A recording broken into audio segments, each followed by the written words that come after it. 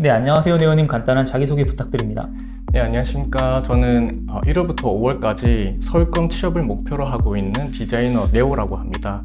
저는 5월부터 서울권 취업을 목표로 원티드와 사람인 안에서 총 120곳 지원을 했었고요. 거기서 한 15곳 정도 서류 합격을 했었고, 그 안에서 자사 서비스 플랫폼이 있는 곳, 그리고 탑 에이전시, 대기업에서 면접 인터뷰 요청을 받았었고, 현재는 최종 합격 소식을 기다리고 있습니다. 비전공자 출신으로 UI UX 디자이너 커리어를 만들어가고 계신데 4년차 경력자세요. 네. 현재 어떤 경력을 보유하고 계실까요? 부산에 있는 국비 교육 과정을 듣고 그것으로 인해서 디자인업에 입문을 했었는데요. 두 가지 정도 대표적인 경력을 가지고 있습니다.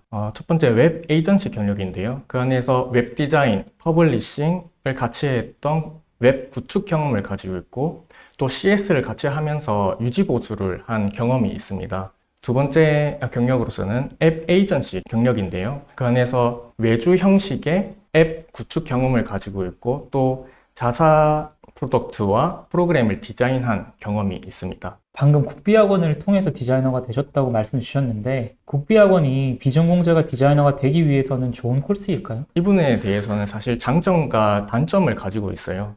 첫 번째 장점을 말씀드리고 싶은 부분은 큰 돈을 들이지 않고 포트폴리오를 만들 수 있다는 부분입니다. 제가 한 6개월 정도 실무적인 지식을 쌓고 최종적으로는 취업 전선에 뛰어들 수 있는 포트폴리오를 만들 수 있는 게 가장 베스트한 장점인 것 같고요. 단점으로서는 아무래도 가성비 있는 국비 수업을 하다 보니까 그것이 취업 시장에 있는 경쟁력 있는 포트폴리오를 구성할 수 없다는 부분입니다. 왜냐하면은 전문 지식을 가지고 있는 수강생들도 좀 별로 없을 뿐더러 또 채용 시장에 매력적인 퀄리티와 그리고 질을 가질 수 있는 포트폴리오를 만들지 못하는 부분이 굉장히 좀 큰데요.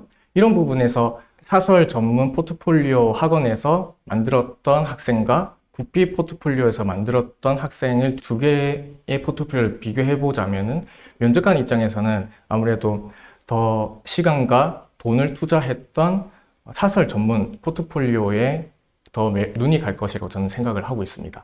이렇게 포트폴리오를 만드셔가지고 현재는 대기업에도 합격하시고 굉장히 많은 곳에서 오퍼를 기다리고 계신데 본인만의 포트폴리오 작성 노하우가 있을까요? 이 UX 포트폴리오가 신입과 경력자의 포트폴리오가 같을 수 없다고 생각을 합니다. 왜냐하면 UX 포트폴리오 같은 경우는 데이터와 숫자를 바탕으로 디자인을 해야 되는 부분이거든요. 그래서 UX 포트폴리오는 다른 디자인 포트폴리오와는 전혀 차별화된 포트폴리오입니다. 저는 큰 틀에서 먼저 표지, 목차 1, 작업물 1, 그 다음에 목차 2, 작업물 2, 목차 3, 작업물 3 이런 식으로 큰 틀에서 디자인을 작업을 했었는데요. 저는 그 안에서도 UX 직무가 사용자의 경험을 개선하는 포트폴리오이다 보니까 저는 직접 사용자들의 보이스를 들어야 된다고 생각을 했었습니다. 그래서 제가 직접 구글 폼 설문지를 작성해서 그 주 타겟층이 있는 오픈 채팅방에 링크를 공유함으로써 문제점을 정의하고 그 문제점을 해결하는 아웃풋을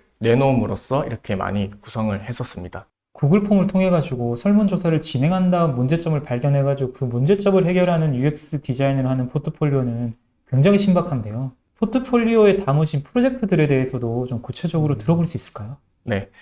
제 포트폴리오는 총 PDF 기준으로 한 85장 정도 디자인을 했었고요. 그 안에서 총 4가지 작업물을 가지고 있습니다. 첫 번째 작업물 같은 경우는 제가 전 회사에서 다녔던 작업물 포트폴리오를 담았었고, 그 나머지 3개는 제 개인 포트폴리오인데요. 대표적으로 3개 개인 포트폴리오에 대해서 말씀드리고 싶습니다. 먼저 공동구매와 개인 맞춤 큐레이션 이 2가지 키워드를 바탕으로 한 Always, 사용자의 의견을 바탕으로 리브랜딩된 DJI의 아바타, 그 다음에 넥슨의 엘소드, 이렇게 총 3가지를 먼저 말씀드리고 싶은데요. 첫 번째로 Always 같은 경우는 저는 공동구매와 개인 맞춤 큐레이션 이 2가지 키워드를 가지고 UX를 풀어 나갔었습니다. 먼저 이것을 바탕으로 풀어나가기 위해서는 먼저 사용자들의 보이스를 먼저 들어야 되는 게 UX 디자이너의 가장 필수적인 역량이라고 생각을 하는데요. 저는 이 보이스를 듣기 위해서 실제로 구글 폼 설문지를 작성해서 Always Open 단톡방이 따로 있더라고요. 그 안에 들어가서 방장님의 허락을 구하고 그 안에서 링크를 공유함으로써 그 문제점을 정의하고 아웃풋을 스토리텔링 형식으로 풀어나갔던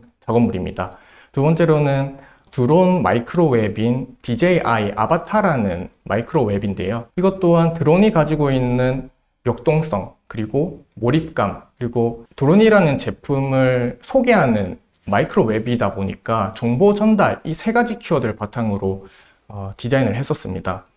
이것 또한 UX 작업물이다 보니까 사용자들의 보이스를 필수적으로 들어야 했습니다. 이것 또한 Always 작업물이랑 똑같이 구글 폼을 작성을 해서 실제로 DJI 아바타를 사용하거나 웹을 사용해 본 친구들 또는 다른 타 사용자들을 대상으로 문제를 정의하고 그 문제를 바탕으로 아웃풋을 구성했던 작업 포트폴리오입니다. 그리고 마지막에는 넥슨의 엘소드라는 웹 프로모션 작업물인데요. 아무래도 제가 UX UI 디자이너이긴 하지만 디자이너이기 때문에 저의 심미적이고 그래픽적인 역량을 먼저 보여드리고 싶었습니다. 그래서 특히 이 그래픽적인 역량을 보여줄 수 있는 도메인이 게임 분야인데요. 저는 이 엘소드라는 게임을 바탕으로 새롭게 기획하고 또한 타이틀 부분의 텍스처와 그리고 빛의 표현 그리고 선의 두께까지 섬세하게 그래픽적으로 표현한 작업물이라고 할 수 있습니다.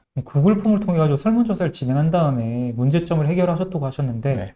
설문조사 결과는 각각 어땠으며 어떤 문제들을 디자인적으로 해결하셨을까요?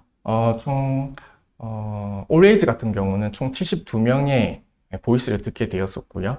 그래서 예를 들어서 Always 같은 경우는 가장 주된 문제점이 공동구매를 하는데 사람들을 충원하는 데 있어서 굉장한 딜레이가 걸린다는 부분에 있어서 사람들의 문제점이 굉장히 좀 많았었습니다. 예를 들어서 이 부분에 대해서는 저는 우리가 보통 핸드폰을 이렇게 사용하게 되면 로딩바가 돌아가는데 저희가 가장 그 로딩바를 보고 하는 부분이 바로 이렇게 아래로 스크롤링을 하게 됩니다. 이런 자세는 공동구매를 기다린다는 것은 가장 수동적인 자세에 관한 문제점이거든요. 저는 이런 부분을 좀 더 사용자가 스크롤링을 내리는 적극적인 자세로 바꾸고 싶었습니다. 그래서 기존의 수동적인 자세에서 공동구매를 기다리는 것이 아니라 내가 직접 Always 안에 있는 인앱 오픈 채팅방에 링크를 보냄으로써 그 사용자 풀이 굉장히 많은 사람들 중에서 내가 적극적으로 링크를 보내고 빠르게 충원을 할 수 있게 하기 위해서 UX를 개선한 부분입니다. DJI 아바타 같은 경우는 배경색이 굉장히 어둡고 바탕색이 블랙 위주의 바탕색으로 돼 있었습니다. 이제 먼저 드론과 고글, 그리고 드론과 고글 같이 이렇게 정보를 전달하는 부분이 있다 보니까 아무래도 기기에 대한 전문 용어가 많이 혼재되어 있는 부분이 굉장히 많았었습니다. 하지만 일반 사용자 입장에서는 이 전문 용어가 드론에 관한 전문 용어인지 또는 고글에 관한 전문 용어인지 정확하게 알 수 없었고 알기 위해서는 따로 구글링을 해서 그 부분에 대해서 알아봐야 되는 그런 문제점이 있었습니다. 그래서 저는 이런 문제점들을 먼저 두 가지 분류로 나눴습니다. 이제 앞쪽에는 드론에 대한 설명을 해주고 단순히 전문 용어만 쓰는 것이 아니라 같이 이미지와 비디오를 같이 보여줌으로써 이것이 드론에 대한 성능의 얘기구나 라고 이미지로 바로 효율적으로 알 수 있도록 그렇게 개선을 했었고 뒤쪽에는 고글에 대한 전문 용어를 이미지와 동영상으로서 같이 효율적으로 전달하게 이렇게 UX를 개선했었던 작업입니다. 이렇게 잘 짜여진 포트폴리오로 한 달간 120곳에 지원하셔가지고 15곳에 서류 합격을 받으셨습니다. 서류 합격을 받으신 비결이 무엇이라고 생각하시나요? 가장 첫 번째는 제가 지난 5개월 동안 마치 고시 공부를 하듯이 저는 제 포트폴리오에 제 땀과 노력을 쏟았었는데요. 항상 제 포트폴리오를 친구들에게나 아니면 면접관들이 보시고 정말 노력한 게 보인다 라고 말하실 정도로 저는 이 포트폴리오에 대한 애정과 노력을 굉장히 많이 쏟았었습니다. 그런 부분이 가장 최우선으로 봐주셔서 많은 기업에서 서류 합격을 보내주셨던 것이 있었고요. 두 번째로는 제가 100여 곳이 넘는 120여 곳의 기업에 지원을 했던 이유였던 것 같습니다. 저는 만약에 제가 10곳에 지원을 했더라면은 15곳이 아닌 바로 한 곳에서만 서류 합격을 받았을 거라고 저는 생각을 하는데요. 저는 이 채용 시장이 바로 로또와 같다고 저는 생각을 하고 있습니다. 우리도 로또를 사게 되면 총 45개의 숫자를 찍고 그 안에서 6개의 숫자를 정확하게 맞춰야지 로또 1등에 당첨될 수 있는데요. 저는 내가 가장 가고 싶은 회사 한 곳만 지원하고 1차, 2차, 3차 면접을 거쳐서 최종 합격을 하는 것이 마치 내가 로또를 샀는데 6개의 번호를 찍고 그 6개를 모두 맞추겠다라는 얘기와 같다고 생각을 하고 있습니다. 저는 그래서 제 친구들이나 취업을 준비하는 친구들에게 항상 최대한 내가 그동안 고생해서 만든 포트폴리오를 정말 다양한 면접관 분들에게 보여주고 또 그 다양한 면접관 분들 안에서도 내 포트폴리오의 진가를 알아주시는 분들께서 서류 합격을 보내주실 거라고 믿고 있었기 때문에 그렇게 많은 서류 합격을 했었다고 저는 생각을 하고 있습니다. 네, 많은 곳에서 서류 합격을 한 만큼 면접도 많이 보셨을 것 같은데 면접에서는 어떤 질문들을 받으셨을까요? 정말 많은 면접 질문을 받았었는데요. 그 안에서 총 가장 기억에 남는 면접 질문이 바로 포트폴리오 작업 이외에 당신이 디자인 역량을 키우기 위해서 어떤 노력을 했는지에 대해서 묻는 질문이 굉장히 좀 많았었습니다. 저는 그것에 대해서 사실적으로 얘기를 했었습니다. 제가 UX 디자이너이기 때문에 그 UX 디자인을 어떤 형식으로 문제를 해결해 나갔던 브런치를 많이 참고했었고요. 그리고 실제로 제가 사용하는 앱을 많이 사용을 하면서 앱 플로우라든가 다른 앱과 차별되는 부분에 대해서 메모를 했던 경험이 있습니다.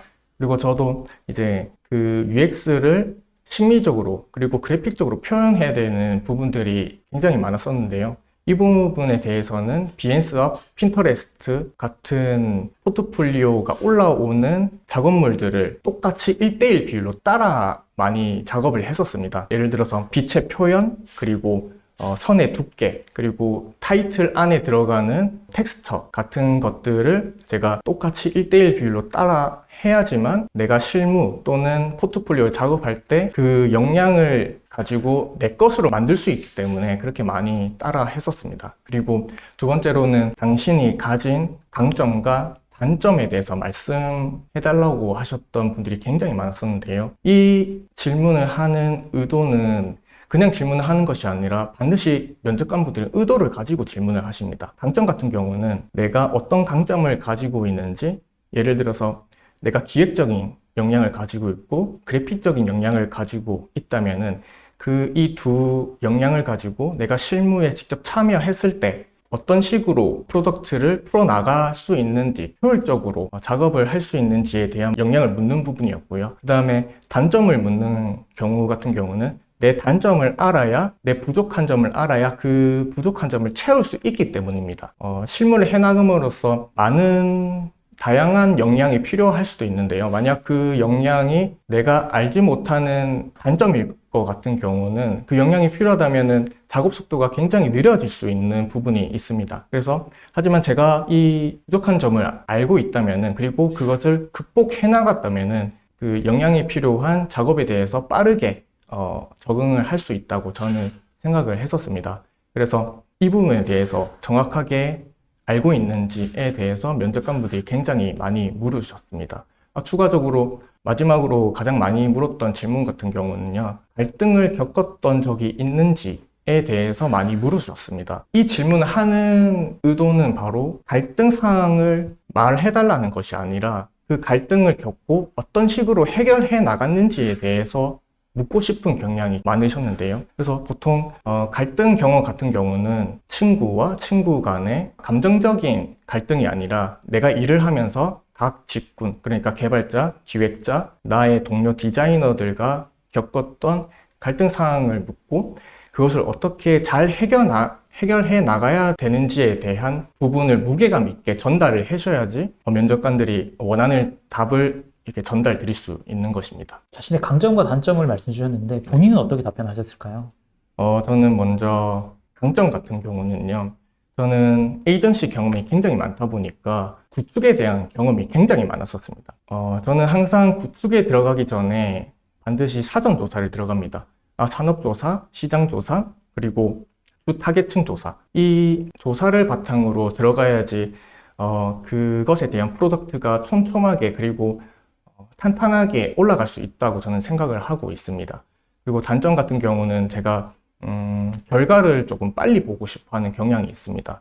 이런 것 때문에 빠르게 초안은 빠르게 작성이 되지만 프로덕트, 그러니까 작업의 경중을 따져서 디자인을 하기 때문에 무게감 있는 작업 같은 경우는 빠르게 해서 초안을 보여드릴 수 있지만 클라이언트에게 보여드릴 때는 100%를 보여드려야 하기 때문에 그 가벼운 부분까지 채워서 다시 보여드려야 됐었습니다. 그래서 이 부분 같은 경우는 다시 그 가벼운 부분까지 제가 다시 파악을 하는 시간이 플러스가 되기 때문에 원천적으로는 내가 빠르게 작업을 하려고 이제 경중을 따져서 했던 이 작업 프로세스가 결론적으로는 더 딜레이 되게 만들었었기 때문에 아예 처음부터 꼼꼼히 하자라는 식으로 노력을 했었던 것 같습니다. 1분 자기소개와 지원 동기는 항상 받는 질문이실 것 같은데 답변은 어떻게 하셨을까요? 자기소개 같은 경우는 제가 면접관의 면접장에 가서 자리에 앉아서 가장 긴장될 시기에 묻는 가장 첫 번째 질문인데요. 저도 긴장을 조금 안 하는 스타일이긴 하지만 이 질문을 받는 첫 번째 질문 같은 경우는 마치 고장난 라디오처럼 버벅거리는 경우가 굉장히 많았었습니다. 그래서 저는 이 1분 자기소개서를 내가 자고 있는데 누가 깨워서 너 1분 자기소개 해봐. 그러면은 바로 툭 하고 튀어나올 수 있을 정도로 이제 준비해 가라고 저는 말씀드리고 싶습니다. 더불어서 이제 지원 동기 같은 경우는요. 저는 이 지원 동기를 내 포트폴리오와 회사 내에 가지고 있는 가치를 서로 연결하라고 저는 말씀드리고 싶습니다. 왜냐하면은 천편일률적인 지원 동기, 그러니까 직무 지원 동기 가지고는 내가 그동안 살아오면서 살았던 경험, 그리고 가치관을 1시간 남짓되는 면접장에서 충분히 전달할 수 없고 무게감 있게 전달할 수 없기 때문에 내가 그 기업에 가고 싶다면은 그 기업의 특히 앱이나 홈페이지에 자주 나오는 단어들을 정리하고 단어들을 하나로 말할 수 있는 가치와 내 포트폴리오가 가지고 있는 가치와 서로 연결해서 스토리텔링 하든 말할 수 있을 정도로 저는 준비해 가라고 하고 싶은데요. 예를 들어서 만약에 제가 헬스케어 앱을 면접을 보러 갔다고 치면은 헬스케어 앱 같은 경우는 사람의 건강을 책임지는 앱일 겁니다. 저는 이 헬스케어 앱이 가지고 있는 가치를 바로 사람이랑 건강 이 두 가지로 요약을 하고 싶은데요. 그 안에서 사람이라는 가치를 가지고 제 포트폴리오의 안에 있는 Always의 공동구매 플랫폼과 서로 연결할 것 같습니다. 왜냐하면 공동구매 플랫폼 같은 경우는 사람들이 함께 하지 않으면은 그 위력을 발휘할 수 없는 플랫폼이거든요. 그래서 내가 지원한 헬스케어 앱의 사람이라는 키워드와 내가 포트폴리오에 넣었던 공동구매 플랫폼의 사람, 이 키워드를 두 가지를 가지고 잘 스토리텔링 해나간다면 면접관 분들도 굉장히 만족하실 거라고 저는 생각을 하고 있습니다. 1분 자기소개 한번 해주실 수 있나요? 1분 자기소개는 제가 어떻게 했냐면은 안녕하십니까. 저는 일을 해나가는 데 있어서 적극적으로 의견을 공유하고 아는 것을 공유하기 좋아하는 디자이너 네오라고 합니다. 제가 웹 에이전시 당시 때 후임들이 저에게 많은 것을 물어봤었습니다. UI 퍼블리싱이나 디자인 같은 것들을 굉장히 많이 물어봤었는데요. 이분 같은 경우는 반복적인 질문이 많았고 그것 또한 작업 속도를 느리게 하는 문제점이 있었습니다. 저는 이 반복되는 질문들을 체계화하고 정리화하여 한 60페이지 정도 되는 문서로 만들어 후임들에게 공유하는 일이 있었는데요. 이 제가 아는 것을 공유했던 경험은 후임들에게 인사이트를 얻는 것뿐만 아니라 제가 아는 것과 모르는 것을 체계화하고 부족한 점을 채워넣는 전문성 향상의 계기가 되었다고 생각을 하고 있습니다. 제가 지원한 이 UX, UI 업무에서도 각 직군과 커뮤니케이션 하면서 꾸준히 성과를 증명해 보이겠습니다. 라고 했습니다.